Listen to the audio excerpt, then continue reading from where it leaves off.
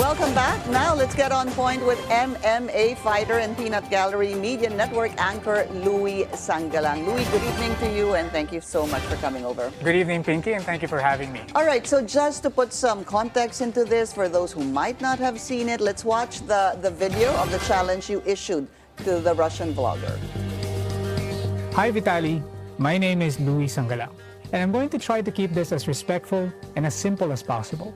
I think by now, millions of Filipinos have seen how you've been behaving in our country. In Boracay, not only did you repeatedly disrespect and bully that man for doing his job, you tried to shut down his business. It's the reclamation stage. So, if we're already there, we're going to be practicing in 5 minutes to understand how to take off the boards using our knees. So this is like most important. Okay? Avoid some accidents, okay? Oh, we should go? Yeah, it's done. Okay, let's go. So knees position is always in this area. Yeah, oh, you want me on my knees? I like this. Knees position. Like that? How do you want me? Okay. Position. Okay. Okay? Yeah. So kneeling position is always in this area. And then how to understand how to play the boards using your knees, so you need to do like leaning backward. Oh, really? Yeah, yeah. Forward. Okay, so you want me to like ride you like a reverse cowgirl? Okay. Start like this. Pushing on the front side. Yes. Holding on the sides. Yes. Pushing your front. Yeah, yeah, get up, yeah. Yeah, that's what surfing is. I know how to surf. Okay.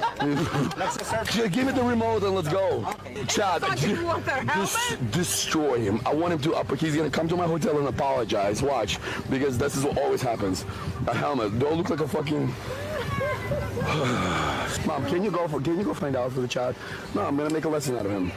Wii Sports, go leave a Yelp review. 1 star. In BGC, you harassed normal citizens and security guards just for views. Chad, excuse me, madam, I'm gonna fucking rob you if you keep walking away. I wanna give you money. No? Okay. Okay, because you got a COVID mask, you liberal fuck. Go get your vaccine. I was trying to give you money, but all right. I have a question for you.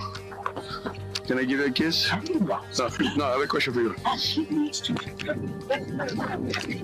No, yeah.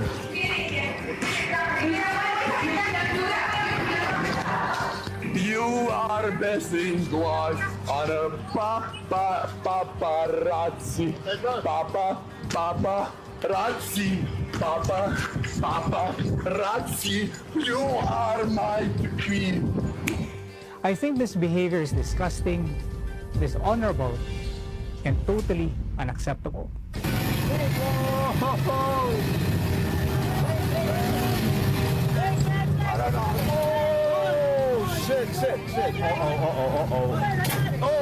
Shit. Oh, shit. Shit. Accident.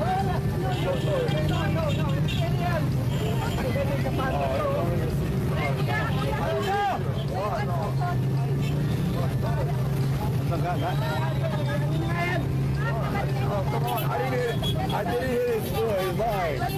You're mine. I didn't hit his foot.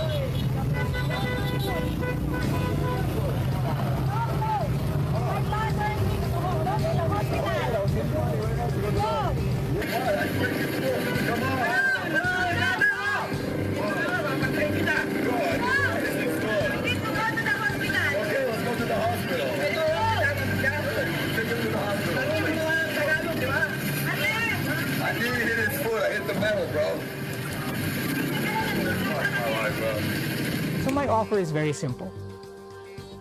I'm challenging you to an MMA fight. You don't even have to win. You just have to survive 1 round with me. And if you do, hey, I'll pay you $5,000 or 250,000 pesos. We all know that if my Filipino colleagues Mark Mugen or Brandon Vera, both former UFC fighters, made this challenge, there would be a 0% chance you'd accept.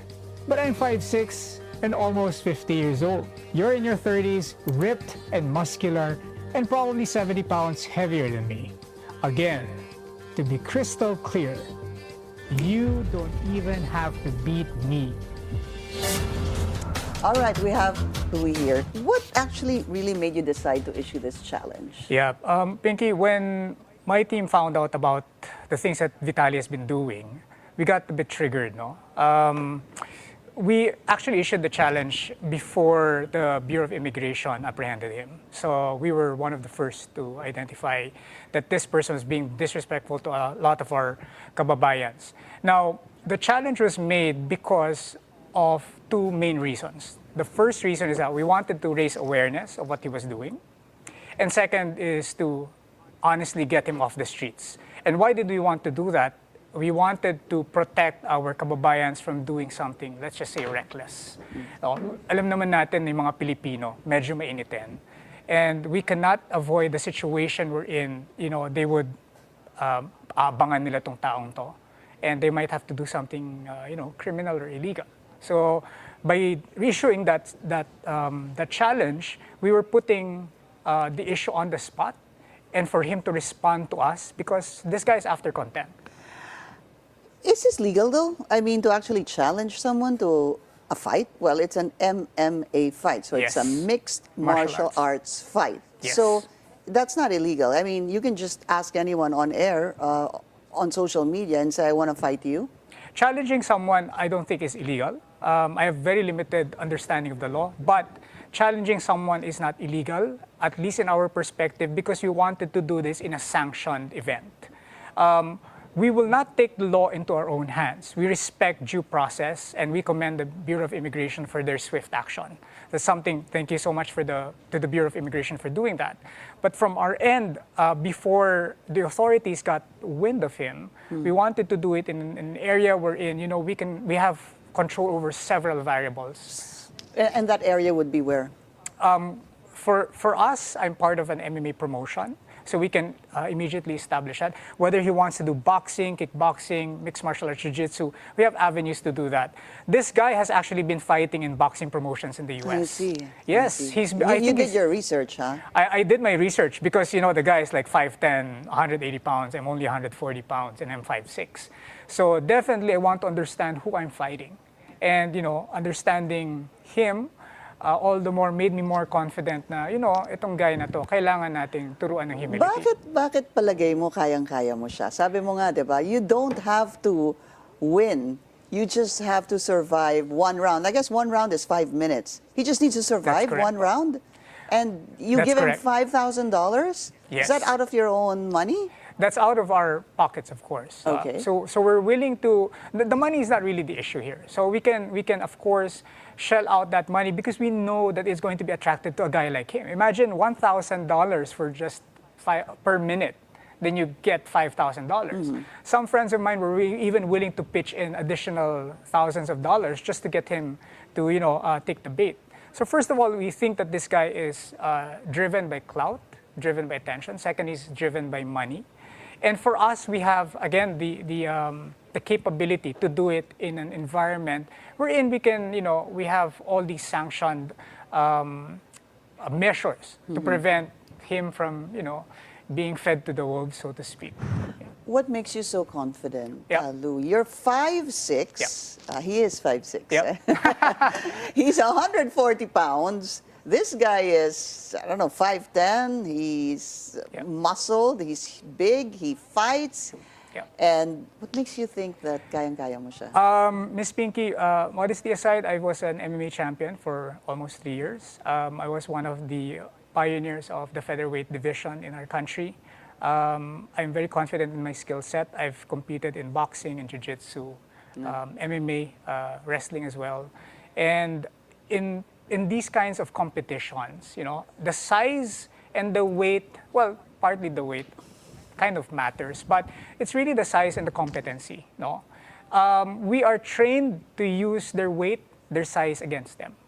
When you're a professional fighter, you're trained to do that. This guy, although he has fought in a professional boxing tournament, we don't think that he has enough skill sets to be able to So you saw him, you win. watched him, and you don't Yes. think he's skillful enough? No, he has the power. Yeah. He doesn't have the So he's endurance. strong. He's strong. But- That's something we have to give to him. Yeah. So he's strong, but you don't think he's skillful enough? No, we don't think so. Aside from that, I think this person, being a bully, hindi siya usually kino-confront eh. Usually bullies like these guys, they don't know pain. They don't know how to tolerate pain. And for us professional fighters, we know how to inflict pain. We know how to make you let's just say, tap out and surrender. You know, and to teach you also that humility. I think ang bottom line dito is that we are not encouraging people to take matters into their own hands. We're not encouraging them to, you know, to be violent individuals. Sa side lang kasi namin, we're protecting people, we're protecting him, and we're doing that in a very safe environment, or a safer environment and legal environment to that. Now that you brought that up, when I saw the video that you aired, I had known more about it, to be honest, because of your video. Of Yes. course, I saw the ones in BGC. I didn't see the one in Boracay. So there were two in that video. There were two events there in Boracay. One was when he was being taught how to surf. Sorry, was it? It or was kind of maybe- a surfing. It was a special kind of surfing. I'm not lesson, familiar. right? Yes, And then the other one was a tricycle, and the Yes. rest were in BGC. So you kind of summed it all up, no, in that 4 to 5 minute video. And at some point, I asked myself, would that be the right way to teach the younger generation that you have, as you called him, a bully, and then yayayain mo, daring him, challenging him to a fight? Would that be the right way to confront this It's man? one of the ways to confront someone like him, like a bully, no?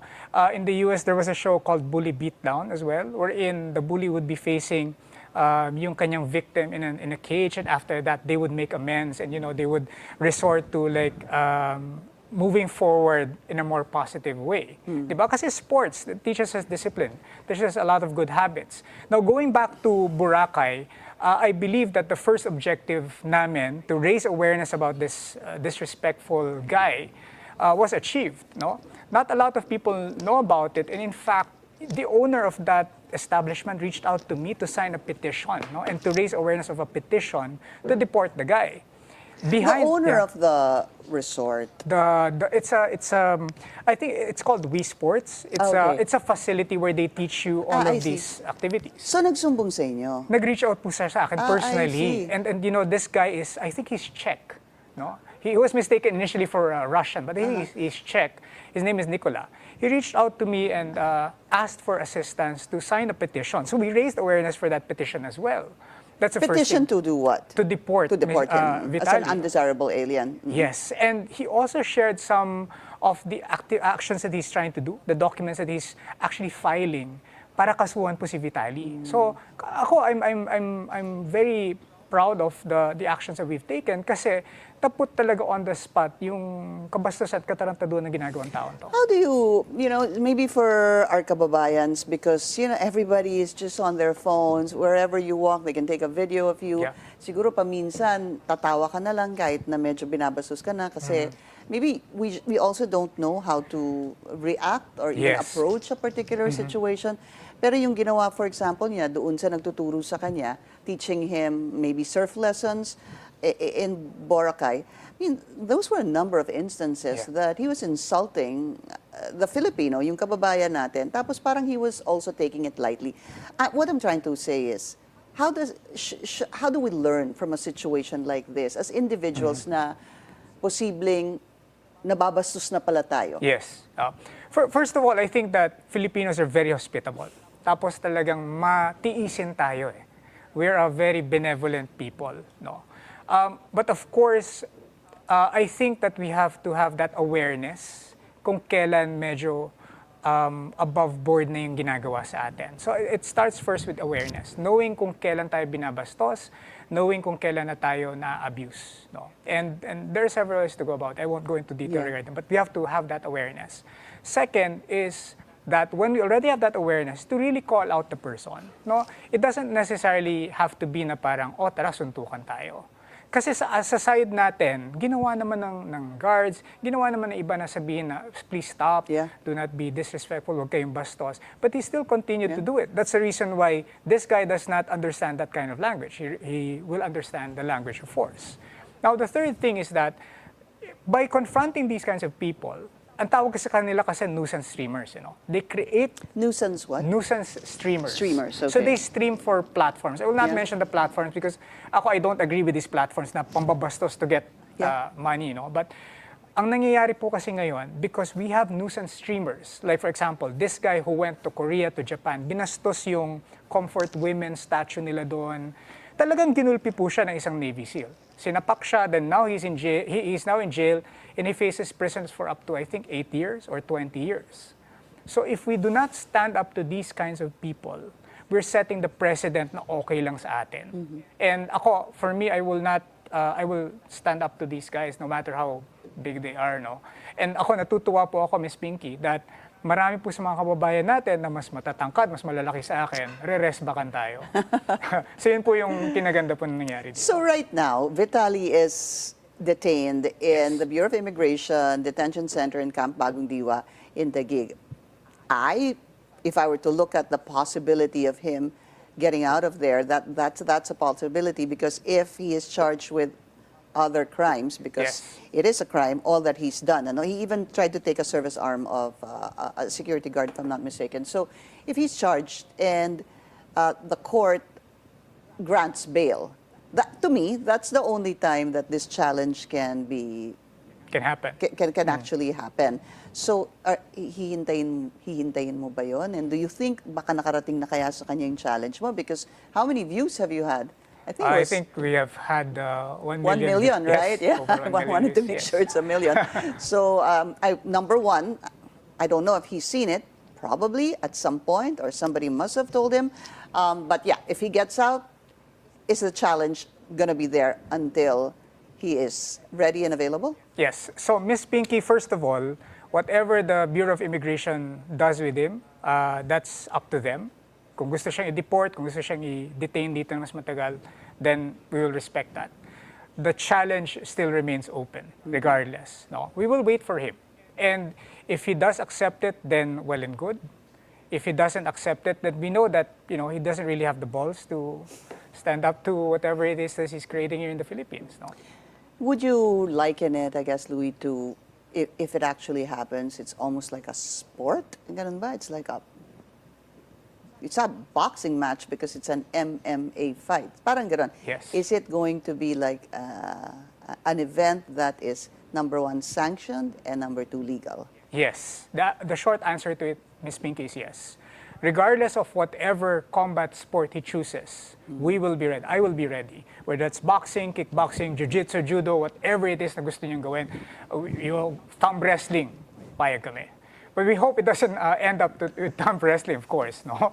So whatever challenge na gusto niyang patulan, we will do that. But in the end, our objective is for him to understand that we will not be bullied in our own country. We will stand up to this. We will not tolerate this. And hopefully, he learns some manners along the way and compensate those na nasaktan niya. Okay, as the last question, you actually answered my, if you win, what's next? You answered that by proving a point that you can't do this in our country. You're a bully, and we will not allow that. If you lose? Well, if I lose, that's okay, because that's part of the sport. We will take it honorably, our loss honorably. But in the end, what it just proves for me is that regardless of how small Filipinos are, average Filipinos are like me, lalaban pa rin tayo kahit anong mangyari. Again, Yeah. 5-6. Bukas po ay araw ng kagitingan, di ba? So mas lalo dapat natin pinaglalaban to, Miss Pinky. Louie, thank you so much for your time and coming over. Thank you so much. Thank you. And that's On Point.